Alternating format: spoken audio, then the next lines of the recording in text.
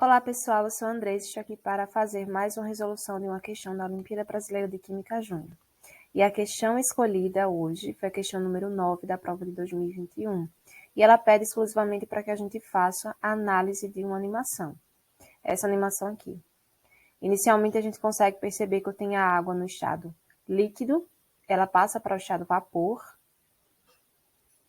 chega até as nuvens e faz o processo inverso. Ela sai da fase vapor e passa para a fase líquida. E aí eu tenho o Sol incidindo energia naquele meio para que esse processo possa acontecer. A gente está falando nada mais, nada menos do que o ciclo da água. E a questão ela continua nos pedindo para que a gente opte por verdadeiro ou falso, de acordo com os processos que podem reger esse ciclo, né? E apresentado nesse contexto que a gente já viu, né? O processo tem que ser apresentado no contexto que está a animação. Pode ser evaporação, pode ser condensação, sublimação e ebulição. Então, a gente vai poder analisar cada um desses processos para identificar se nessa animação eles estão inseridos. Primeiro, as principais etapas do ciclo hidrológico, ou seja, do ciclo da água. O que a gente observa nessa imagem? Eu observo o seguinte, que eu tenho a partir da incidência dos raios solares, a incidência de energia nesse meio aqui, eu consigo fazer com que a água passe do estado líquido para o estado gasoso. Isso é um estado de evaporação. A gente tem 3 tipos de vaporização, né? A evaporação, a ebulição e a calefação. Nesse sentido identificado aqui na imagem, a gente está falando da evaporação. É uma passagem do estado líquido para o estado de vapor. Quando ele chega até as nuvens, esse líquido, esse vapor, desculpa, ele vai condensar. E condensando, ele vai fazer o processo inverso. Ele vai passar da fase vapor para a fase líquida, tá? E vai ocorrer o quê? A precipitação. É um ciclo que vai se repetindo ao longo desses mesmos processos. Então, vamos lá. O ciclo hidrológico, né? É muito importante para a sobrevivência de todos os seres no planeta, todos os seres vivos, as plantas, os animais, os seres humanos, enfim, é importantíssimo.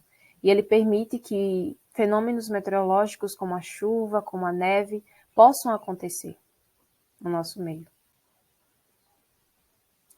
E aí o primeiro, né, no primeiro dos nossos exemplos ali sobre quais seriam os verdadeiros ou falsos, o primeiro deles está a evaporação, como eu já havia falado para vocês, citado, né, a partir da incidência ou absorção de energia advinda, né, dos raios solares, a evaporação é causada. E aí, por exemplo, eu tenho um líquido aqui, eu tenho a substância água na fase líquida, e ela passa para o estado de vapor, para o estado gasoso, né? Então, eu tenho essa passagem. Essa passagem é a evaporação. A condensação, que é seguida, né, naquele exemplo por condensação, o que a gente entende? Que ela é o oposto da vaporização. Se a vaporização pega um líquido e passa para o estado gasoso, na condensação, esse gás, essa substância gasosa, ela vai passar para o estado líquido, tá certo? E é interessante que a gente note aqui, ó, a condensação nesse exemplo aqui, que é um exemplo basicamente do que acontece na nossa animação. E aí, tem aqui, olha, as nuvens, ela, no caso, a partir da evaporação, o vapor é condensado nas nuvens, eu tenho a formação de gotículas de água e pronto. Aquela fase vapor, ela passa para o estado líquido e ocorre a precipitação. Isso que é a condensação. Como eu havia falado para vocês, existem 3 tipos de vaporização, né? A gente tem a evaporização, a ebulição e a calefação, que eu não vou descrever aqui.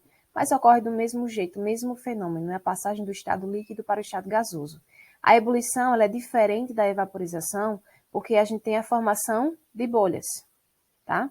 Para que a substância possa passar do estado líquido para o gasoso, ela precisa formar bolhas.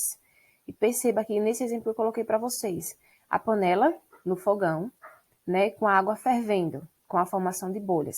Então, a gente fornece energia térmica para que as moléculas possam se agitar e fazer com que haja a ebulição, com que ela passe do estado líquido para o estado gasoso. E aí a sua massa vai diminuir. Porque, logicamente, quando a gente deixa a panela por muito tempo, a panela com água por muito tempo no fogão, a água tende a secar, não é isso? E isso quer dizer o quê? Que a massa tende a diminuir. Então, próximo é a sublimação. A sublimação, ela é um estado em que o sólido ele passa diretamente para o estado gasoso, sem passar pelo estado líquido. No ciclo da água, pessoal, isso vai acontecer muito se por acaso estiver em locais muito frios, como com gelo, que tem muito gelo, que tem muita neve, né? Pode ocorrer esse processo de sublimação.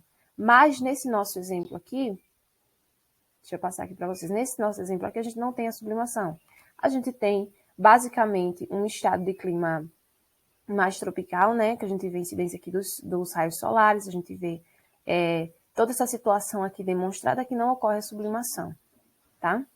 Então, como esperado, a gente marca a primeira alternativa como a evaporação, que é verdadeiro. A gente vê que ocorre o processo de evaporação, tem uma passagem do estado líquido para o gasoso, né? Depois, o próximo processo, né, que vai decorrer da evaporação, porque um vai depender do outro nesse ciclo, é a condensação, ou seja, eu tenho a formação da fase líquida pela fase de vapor, então ele condensa realmente, mas ele não sublima. Eu não tenho a sublimação demonstrada nesse ciclo. E eu também não tenho a ebulição demonstrada, tá? No caso, são alternativas falsas e as duas primeiras são verdadeiras. E é isso, pessoal. Muito obrigada. Bons estudos para vocês. Eu espero ter ajudado.